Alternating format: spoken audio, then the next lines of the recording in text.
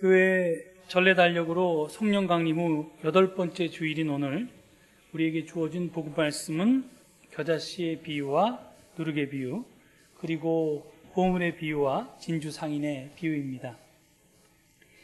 이 비유들은 모두 하늘나라는 무엇과 같다 라는 말로 시작하는 하늘나라 비유입니다. 이 하늘나라는 한자로는 천국이죠. 그런데 이건 마태가 이런 용어를 주로 사용했기 때문에 쓰는 거고, 보통 다른 복음서에서는 하나님 나라 이렇게 표현합니다. 하여튼 이 하나님 나라 비유라는데 이 네 비유의 특성이 있고요. 그리고 또 다른 특성이 있는데, 겨자씨의 비유와 누룩의 비유는 비슷한 내용과 형식을 가진 쌍둥이 비유입니다. 그리고 보물의 비유와 진주 상인의 비유 역시 마찬가지입니다. 예수님이 이 비유들을 같은 자리에서 같은 시간에 다 말씀하셨느냐? 그렇지는 않다고 학자들은 봅니다. 각각 따로 말씀하셨을 것인데, 그런데 예수님의 말씀만을 모아서 지금은 사라지고 없는 말씀 복음서라고 하는, 휴복음서라고 하는 것을 만든 사람이 겨자씨의 비유와 누룩의 비유를 한 자리에 모아서 쌍둥이 비유를 만들었습니다. 그 증거가 이 두 말씀 복음서를 가지고 자기의 복음서를 쓴 마태하고 누가는 이렇게 같이 쌍둥이 비유가 같이 나오기 때문에 그렇게 추정을 합니다. 그리고 이 뒤에 있는 보물의 비유와 진주상인의 비유는 다른 복음서에는 안 나오고 마태복음에만 나오는데요. 마태는 자신의 복음서를 쓰면서 이 13장 비유 모음장에 이 쌍둥이 비유를 앞에 그 겨자씨의 비유와 누룩의 비유를 가져다 썼고, 그리고 거기에다가 자신이 가지고 있던 보물의 비유와 진주 상인의 비유를, 이 쌍둥이 비유를 거기다 더해서 증거 같은 형태로 편집되었을 것이다 라고 하는 것이 학자들의 견해입니다. 아무튼 우리가 성경학자가 아닌 우리는 그런 것까지 자세히 알 필요 없지만, 중요한 것은 교회력에 따른 성경 일과표가 이렇게 모여진 4개의 비유를 오늘의 복음 말씀으로 제시하고 있다는 것입니다. 근데 이 4개를 한꺼번에 본문으로 제시한 게 조금 의아하게 보입니다. 언뜻 보면 앞에 있는 쌍둥이 비유와 뒤에 있는 쌍둥이 비유는 전혀 다른 메시지를 갖고 있는 듯이 보이기 때문입니다. 보통 겨자씨의 비유와 누룩의 비유는 미미한 시작과 엄청난 결과를 대조하는 비유로 해석됩니다. 즉 성장을 모티브로 해서 하나님 나라의 속성을 가르치고 있습니다. 다시 말하면 하나님 나라는, 또는 하나님 나라 운동의 효과는 비록 지금은 하찮게 보이고 또 눈에 보이지 않게 숨어 있지만 종국에는 그 큰 위력을 환히 드러낼 것이다 라는 것이 이 비유의 뜻이라는 것입니다. 이에 비해서 보물의 비유와 진주상인의 비유는 발견한 것을 소유하기 위해서 모든 것을 처분한다는 것에 관심을 집중시키고 있습니다. 하나님 나라 역시 이와 비슷하다는 것인데요, 하나님 나라를 위해서 모든 것을 기꺼이 내놓을 수 있는 자만이 하나님 나라를 차지할 수 있다라는 거 하는 것이 이 비유의 메시지로 알려져 있습니다. 요약하면 첫 번째 쌍둥이 비유인 겨자씨의 비유와 누룩의 비유는 하나님 나라가 무엇인지를 설명하는 비유이고, 두 번째 쌍둥이 비유인 보물의 비유와 진주상인의 비유는 그 나라를 발견한 자가 취해야 할 마땅한 태도를 가르쳐주는 비유라고 할 수 있습니다. 이 말은 이해는 그리 어렵지 않은데요, 실천은 결코 쉽지가 않습니다. 그 이유는 먼저 하나님 나라가 내 손에 잡히지 않기 때문에 그렇습니다. 지금까지 우리는 자신의 이러한 저러한 것들을 희생하면서 하나님 나라 운동에 나름대로 동참하고 헌신해 왔습니다. 그런데 그 결과가 시원치가 않습니다. 세상이 확 바뀔 것을 기대했는데 그럴 기미는 보이지 않고요, 때로는 역사가 퇴보하는 듯이 보이기도 합니다. 그래서 우리는 의심하고 회의하고 좌절합니다. 마침내 우리 가운데는 포기하고 변절하는 사람도 생깁니다. 하지만 예수님이 들려주신 이 두 번째 쌍둥이 비유, 첫 번째 쌍둥이 비유, 이 미미한 시작과 엄청난 결과에 대해 말씀하신 이 비유가 우리에게 위로가 되고 격려가 되고 또 마침내 우리에게 확신도 심어줍니다. 그래서 죽을 힘을 다해서 포기하지 않고 이제까지 버틸 수가 있었습니다. 그런데 두 번째 쌍둥이 이야기를 듣는 순간 좀 마음이 흔들립니다. 그 나라에 들어가려면 다 포기해야 한다니 내게 턱 풀립니다. 일부를 희생하는 것이 아니라 전적인 포기라니요. 그게 마음은 원이로되 육신이 약한 보통 사람에게 어디 가당키나 한 일이겠습니까? 만약 이게 사실이라면 하나님 나라는 잘난 사람들을 위한 특별한 나라이지 결코 보통 사람들은 엄두도 내지 못할 나라일 것입니다. 제가 감히 여기서 말씀드릴 수 있는 것은 예수님이 오늘 네 가지 비유를 통해 말씀하신 하나님 나라는 결코 잘난 사람들을 위한 특별한 나라가 아니라는 것입니다. 오히려 보통 사람들도 누구나 들어갈 수 있는 문턱이 낮은 나라, 아니면 문턱이 아예 없는 나라가 바로 하나님 나라입니다. 하나님 나라가 왜 그런 나라인가 하는 것은 나중에 제가 겨자씨의 비유를 본문으로 증언할 기회가 있을 때 충분히 말씀드리겠습니다. 아까 말씀드렸던 것처럼 이 네 가지 비유 중에서 마가는 겨자씨의 비유만 소개하고 있고요. 누가는 겨자씨의 비유와 누룩의 비유를 소개하고 있고요. 마태는 이 네 개의 비유를 다 소개하고 있습니다. 그래서 오늘은 이 마태에만 나오는 이 두 개의 쌍둥이 비유 중 비유, 그러니까 이 보물의 비유와 진주 상인의 비유를 가지고 도대체 왜 하나님 나라가 문턱이 없는 나라인가 하는 것에 대해서 좀 살펴보고자 합니다.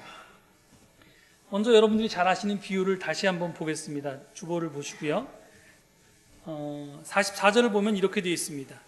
하나님 나라는 밭에 숨겨놓은 보물과 같다. 어떤 사람이 그것을 발견하면 제자리에 숨겨두고 기뻐하며 집에 돌아가서는 가진 것을 다 팔아서 그 밭을 산다.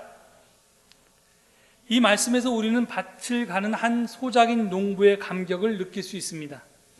뜨거운 뙤약볕, 뚝뚝 떨어지는 땀방울, 길쭉한 쟁기 손잡이를 움켜쥔 그의 손을 한번 상상해 보십시오.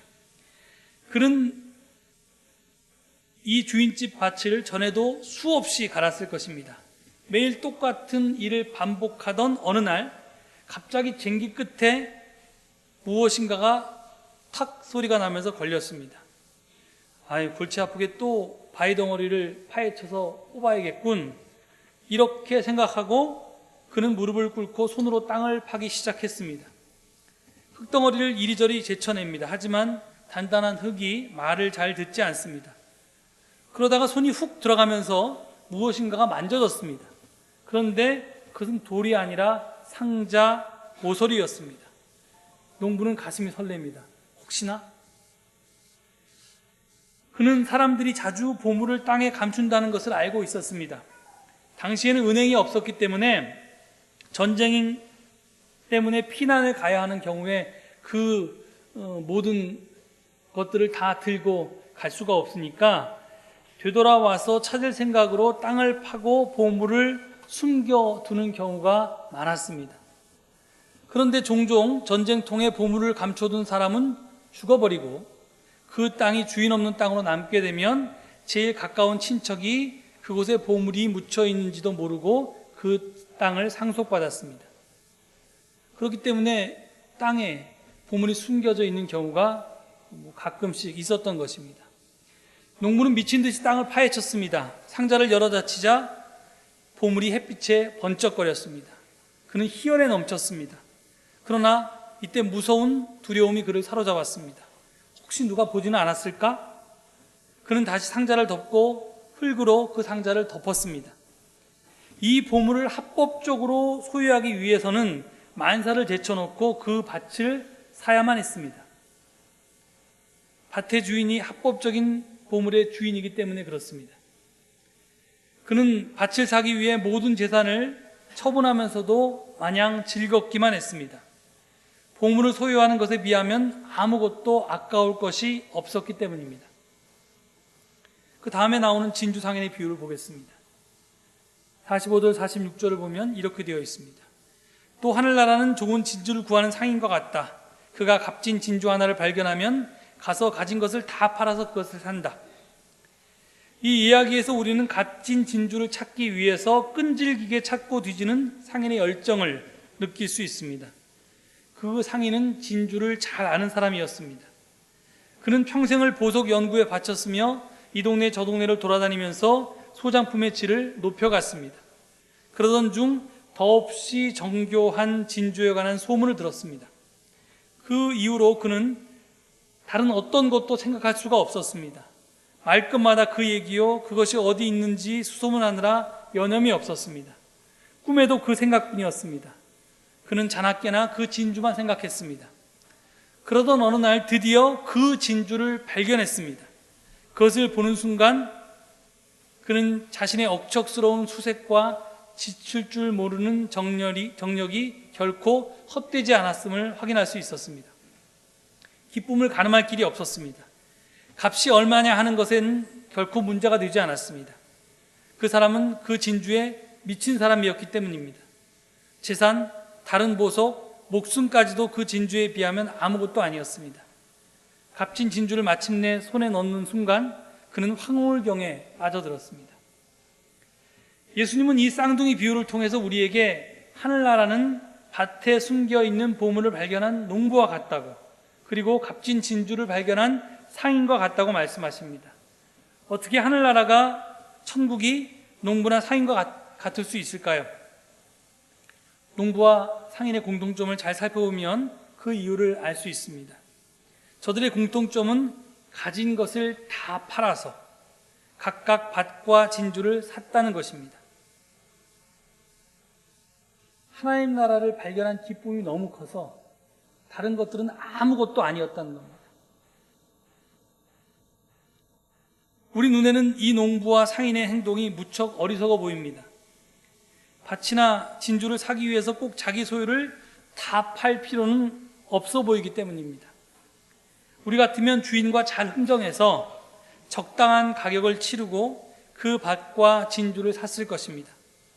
그렇게 하면 우리 소유를 다 팔지 않고도 실속을 챙기면서도 그 밭과 진주를 손에 넣을 수 있을 것입니다. 그런데 농부와 상인은 그렇게 하지 않았습니다. 저들은 가진 것을 다 팔아서 밭과 진주를 샀습니다. 도대체 왜 그랬을까요? 그것은 밭에 묻힌 보물과 값진 진주가 저들에게는 자기 소유 전부와 맞바꿀 만한 가치가 있었기 때문일 것입니다. 그래서 자기 소유 전부를 다 바쳐도 전혀 아깝지가 않았던 것입니다. 하나님 나라는 바로 그렇다는 것입니다. 내 전부를 다 바쳐도 결코 아깝지 않은 것.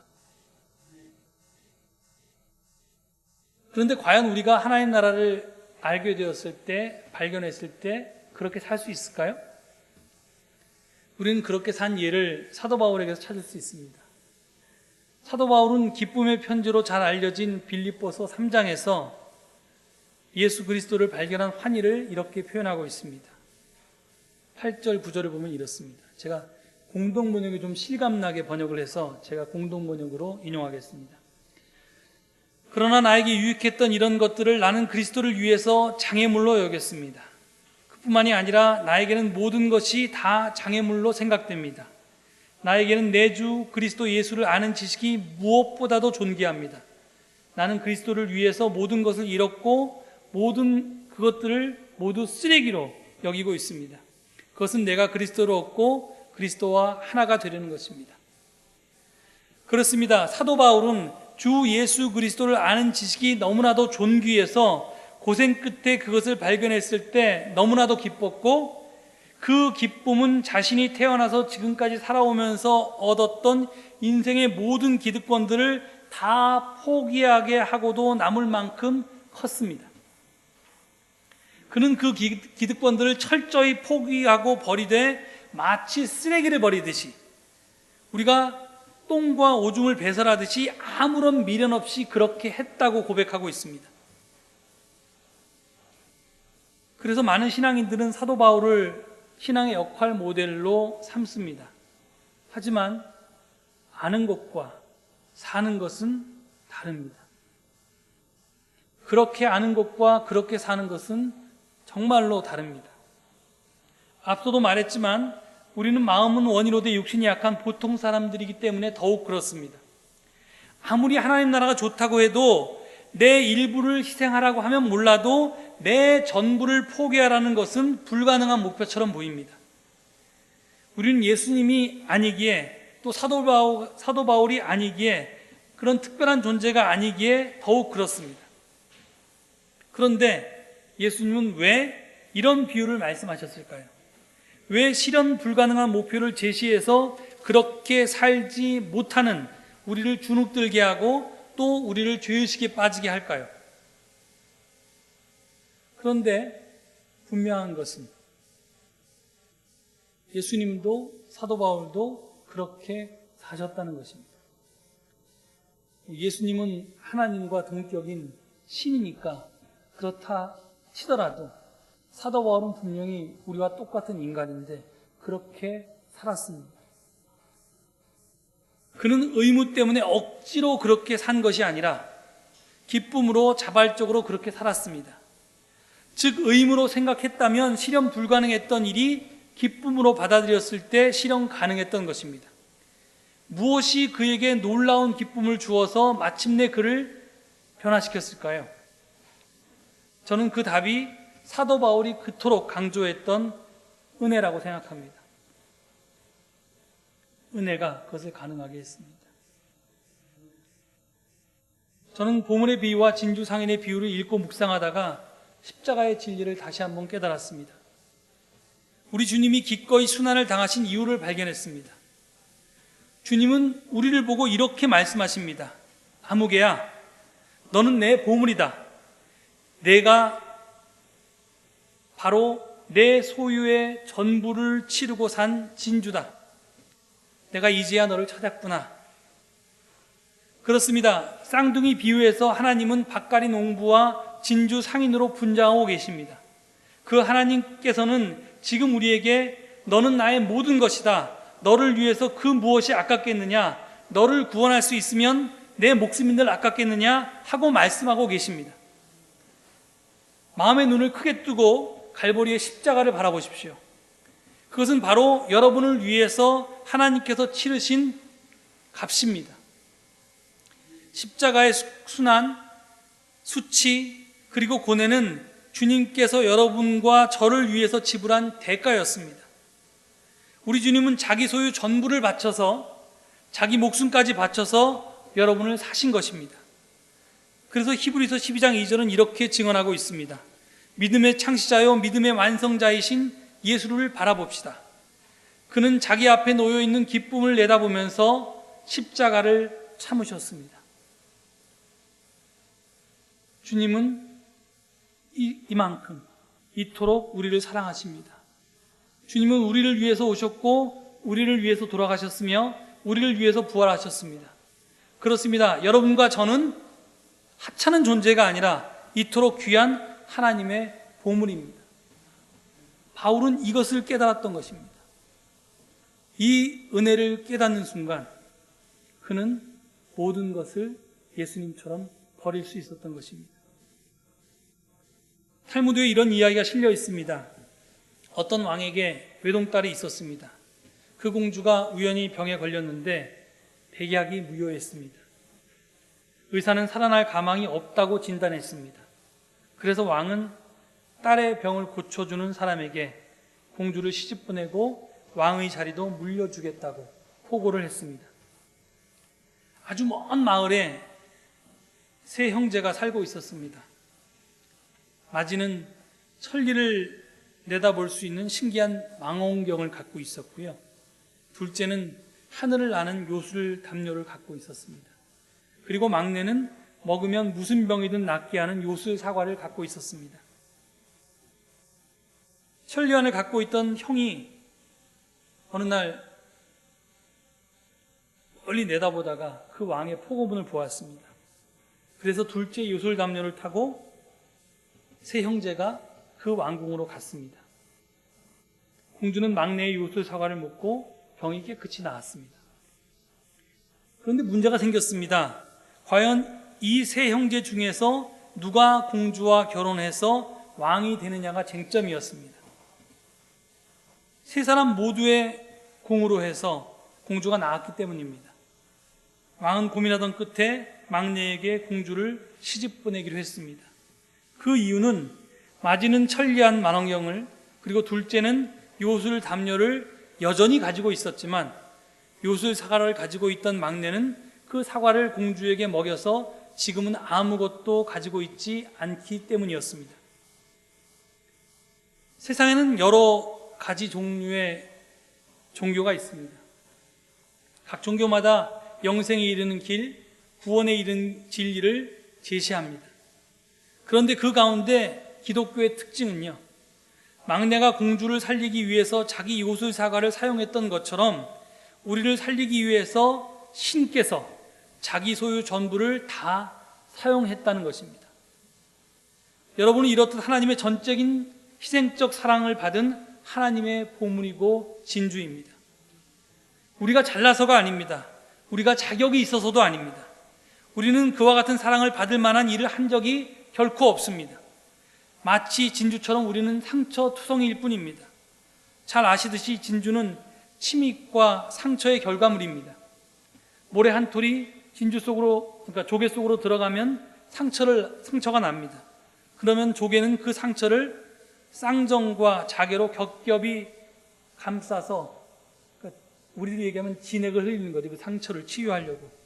그렇게 감싸다가 감싸고 가다 보면 진주가 만들어집니다. 즉 상처가 경의의 근원이 되는 것입니다. 이렇듯 하나님은 우리의 상처와 아픔을 이용해서 진주를 만드십니다. 바로 이것이 하나님의 경이로운 사랑입니다. 자, 여러분이 하나님께서 그토록 소중히 여기시는 대상이라는 것을, 하나님께서 자기 자신을 몽땅 다 바쳐서 사신 값진 진주라는 것을 깨달았다면 이제 우리는 무엇으로 그 은혜에 보답해야겠습니까? 내가 하나님의 전부이듯이 여러분과 저의 전부 또한 하나님이 되어야 하지 않겠습니까? 하나님께서 여러분과 나를 위해서 자기 전부를 투신하셨듯이 여러분과 저 또한 하나님의 나라와 그 의를 위해서 우리 전부를 헌신해야 하지 않겠습니까?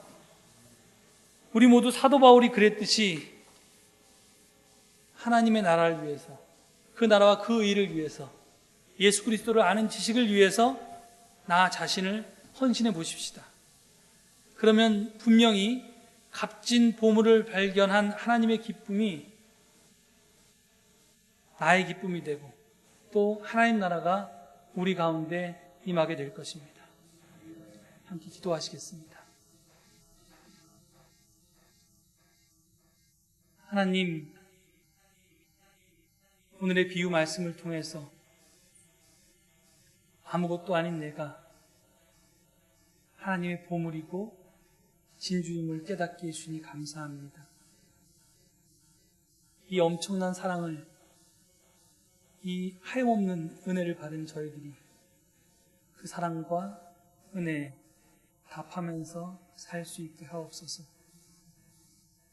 나만 잘 먹고 잘 사는 것이 아니라 더불어 함께 나누며 섬기는 나라, 모든 사람들이, 일부 사람들만이 아니라 모든 사람들이 기뻐하고 또 즐겁게 살아가는 그런 나라를, 그런 하나님의 꿈을 실현하는 일에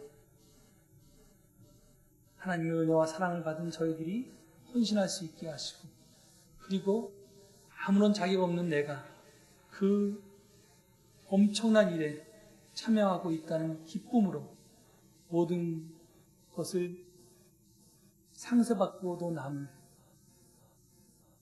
그런 믿음의 사람 될 수 있도록 축복하여 주시옵소서. 우리 교회가 그 일에 헌신할 수 있기를 바랍니다. 비록 작은 공동체지만 하나님과 함께 이 일을 이루게 하시고 이 일을 위해서 크게 쓰임받는 귀한 당신의 교회 될 수 있도록 인도하여 주시옵소서. 감사드리며 예수 그리스도 이름 받들어 기도 올립니다. 아멘.